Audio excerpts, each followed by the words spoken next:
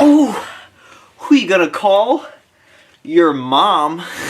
Well, folks, once again, I'm back today with another video that's unscripted and probably unsettling for most. It's about time that we talk about Ghostbusters on this YouTube channel. This film series has been a bit of... It's had its moments, it's had its ups, it's had its downs, but then again, what thriving film saga, series, trilogy doesn't? You know, what? I just came back, literally tonight. What day is it today? Where's my freaking phone, dude? Wednesday, November 17th. A couple hours ago, I saw Ghostbusters Afterlife, and boy, with any movie that comes out, I usually have a lot of questions in my head. My brain starts to be like, ooh, I can't stop thinking about the movie for a long period of time, and what better way to let all of that out than by making a video about it, talking to it about you guys. Now, I have a whole lot of videos talking about movies and stuff like that. I even have made a few movies of my own, so if you're new to the channel, be sure to check that out. But today is all about Ghostbusters. It's about that drive. It's about that power. We are going to be ranking today all of the Ghostbusters films. 4 of them to be exact, or 5 to those fans who know what I mean. But the 4 will do for now, as Afterlife did just come out, and oh boy, there's a lot to talk about. I was just gonna start us off. Number 4. Sorry, I don't have a script. It's just I'm just doing it from the top of my brain here. This video is very impromptu. So number 4, I think. What sane person would put this film any higher? Number 4 is Ghostbusters.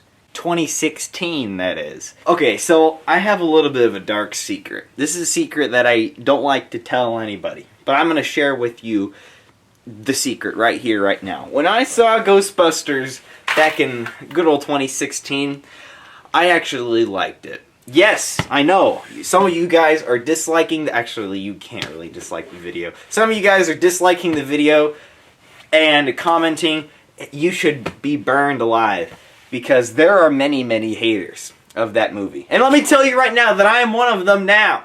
But when it came out back in 2016, I was just a naive little child. 2016 was, oh gosh, 5 years ago. I was 13 years old. And I think that movie was kind of made for people that are 13 years old and under. Because anybody with half a brain would realize that this is not what movies should be. I don't want to go too into it, but you know, Ghostbusters 2016 is just it's an absolute mess, and it's not really funny. Okay, I've only seen the film once, and that was in theaters in 2016, and I liked it. I told you because I was a child. I've grown from now. I've grown, but I have seen multiple clips since then, multiple reviews. Multiple people talking about it. People are still talking about this film to this day. And the more I'm looking at everything and all the old clips and stuff like that, I'm realizing, Jesus Christ, why did I ever like this movie? And I'm not the kind of person to be swayed by other people's opinions. I have opinions of my own. The critics loved this movie. In fact, they still do. People are still giving praises to Ghostbusters 2016 for whatever reason. It's just not very good. It didn't need to be made. It could have been made under a different name. Could have been Ghost Smashers. And people would have been like, hey, that sounds a lot like Ghostbusters. But at least it's not. Well, this one was, and it shouldn't have been. So that's enough for that one. Number 3. Okay, so I'm a bit of a crossroads right now. Ghostbusters 2, I know that most people have their problems with it, but it still feels like a Ghostbusters movie. You know what I'm saying? Ghostbusters 2016 did not. Ghostbusters Afterlife has its moments, but Ghostbusters 2 is a Ghostbusters film. At least I think. It's a nice continuation. I haven't seen it in years, but as a kid, I really loved it. I remember so many things about it. The baby crawling on the skyscraper, Vigo, the painting, Rick Moranis is a Ghostbuster now. So many things happen. Sorry, folks, spoilers for this video. Not for Afterlife, though. I'm not spoiling Afterlife because I want everybody to go see it. Because as of filming this video, it's technically not out right now. I saw a surprise screening of it, but we'll go into that later, okay?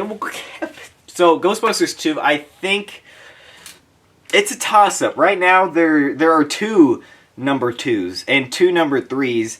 Ghostbusters Afterlife and Ghostbusters 2 are kind of at the same level right now for me. They're at the same point because Ghostbusters Afterlife is still fresh in my mind, so of course I'm still on like riding the high train for that one. And Ghostbusters 2 I haven't seen in a long time, but it still holds up, I think, from what I remember as a kid watching it. And I didn't grow up in that 80s era, clearly. I didn't grow up in that time going out to go see it in theaters, at a drive-in, wherever.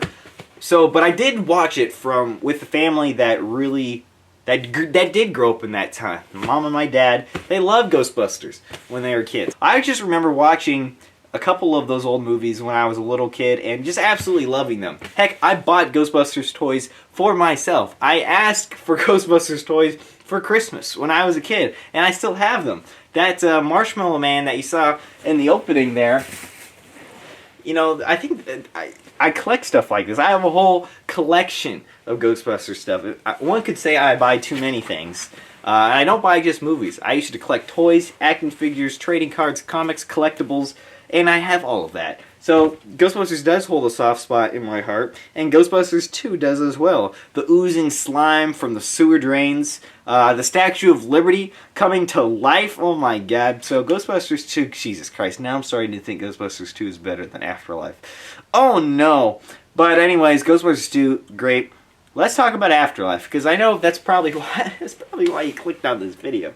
Afterlife, just saw it. I wrote a review for it on Letterboxd, and I think that was pretty good. Go follow me at zricefilms. I tend to side with opinions more on Letterboxd than IMDb. But however, this Afterlife is a little bit different. I'm seeing a lot of people hating on it on Letterboxd, and a lot of people pretty liking it on IMDb. And maybe that's just a thing. I don't know anymore. Let me just read you my review from Letterboxd because this will be the only scripted part of the video. I come to you as a fan of the Ghostbusters and a film critic by heart. For years I've seen useless and pointless remakes, reboots, and sequels. For years I've seen old dead characters brought to life. For years I've seen cheap cash grabs in your fan service enough to make any lover of cinema yawn. But now, a sequel to the original 1984 film has arrived, and what did I think? I thought it was pretty good.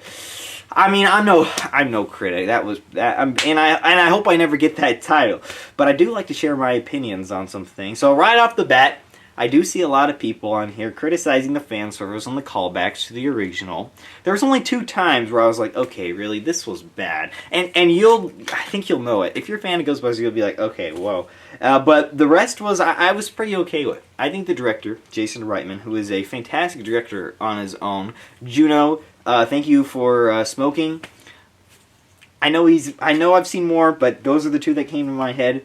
I think he does a great job handling the various props, gadgets, and throwbacks in a very courteous and respectful way, very dignified, and it didn't feel forced, unlike some other movies that I could think of. Rise of Skywalker!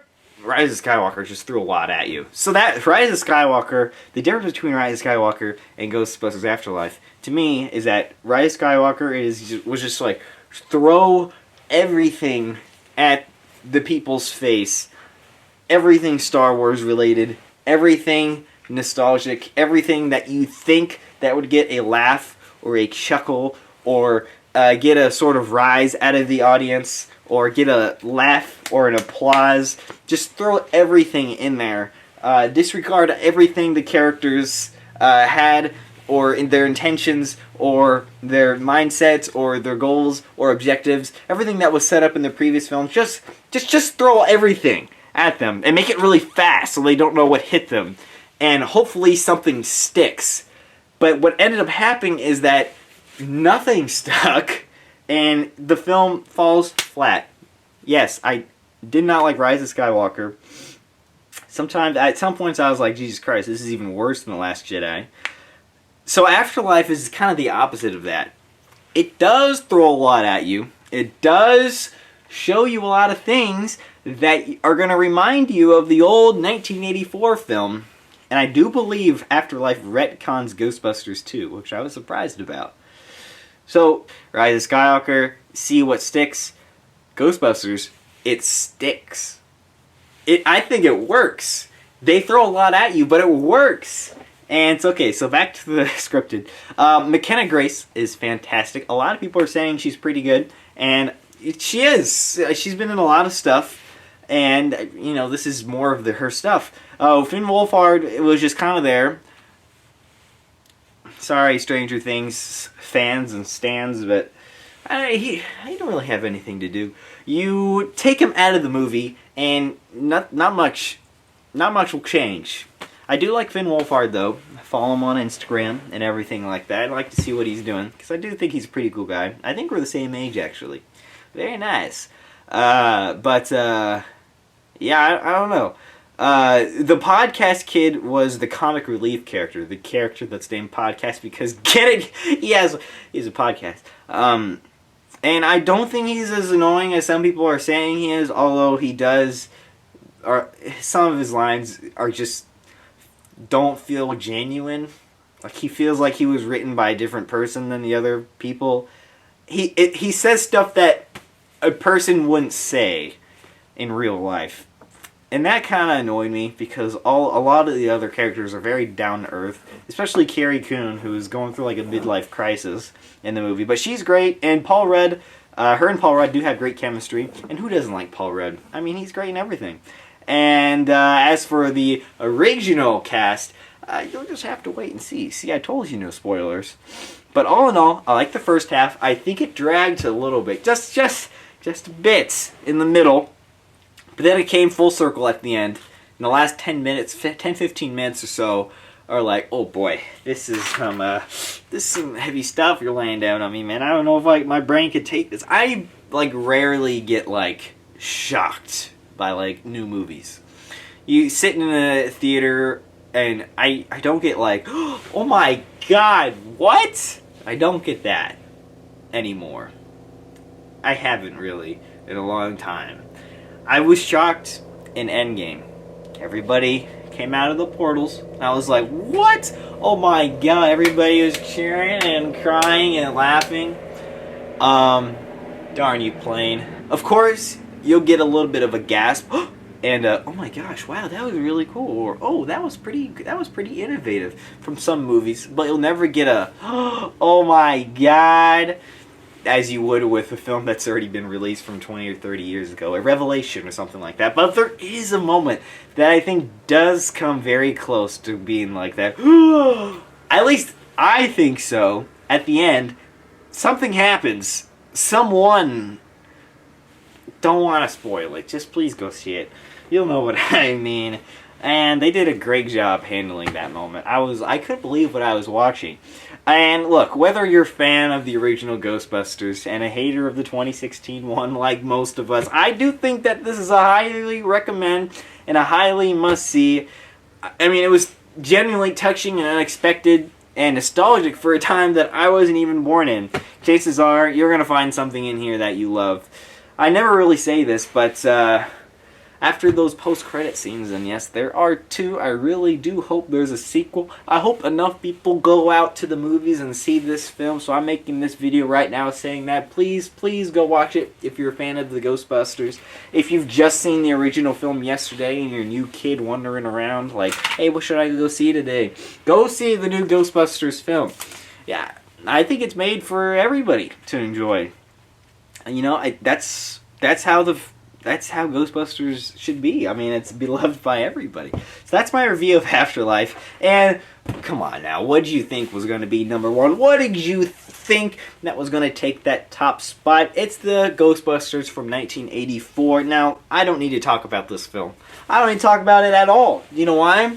Because I'm literally dressed up as a Ghostbuster because of that film. Because of how much I love it. Because of how much I quote it. Because of how much it resonates with me. Everything is perfect. There's not many perfect movies out there, but I do think that Ghostbusters 1984 is perfect. It's perfect. It's like Back to the Future. It's like Rocky Horror Picture Show. There are some movies out there that are just 10 out of 10 perfect. Raiders of the Lost Ark is perfect. I know I'm just naming movies from the 70s and 80s, and I know there's so many more stuff out there that I love. I watch a lot of weird and dark stuff. I made a Criterion video literally yesterday, and I bought a lot of weird movies if you like weird stuff. This video's all over the place. I apologize. But anyways, thank you for watching this video. Ghostbusters is the best. Who you gonna call? Thank you. Subscribe. I have a new movie out that just came out. Yes, a full-length feature film, Dumb Warfare Nuclear War. It's about doing stunts and pranks, having fun with your friends, living life to the fullest. It's going to be in the description there. Feature-length film for free right here on YouTube for you guys to watch. Hopefully it gets a laugh out of you. Anyways, I'm Xander. Goodbye. Good night.